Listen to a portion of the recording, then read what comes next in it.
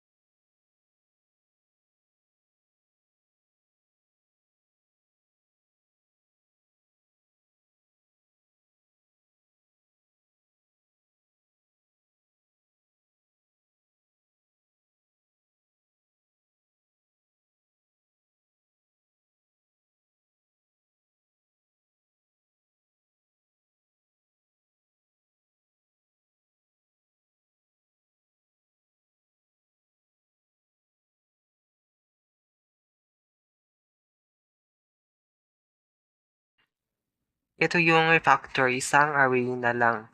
Int score equals 78, 98, 89, 88. Para sa sum, ginamitan ko ng loop.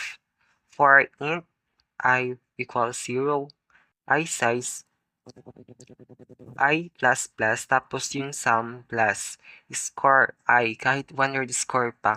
Same loop lang.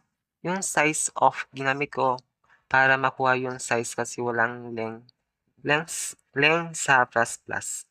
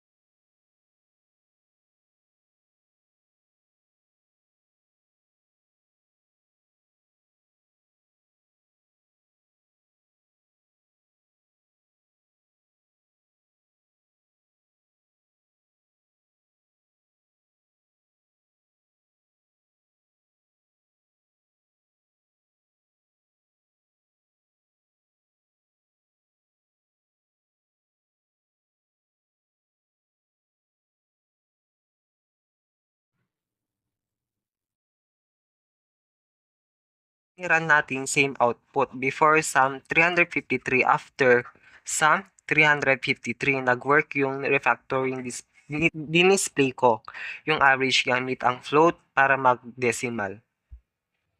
Mas maikli, mas malinis, at scalable yung code. Yan yung purpose ng refactoring, same result, pero better structure.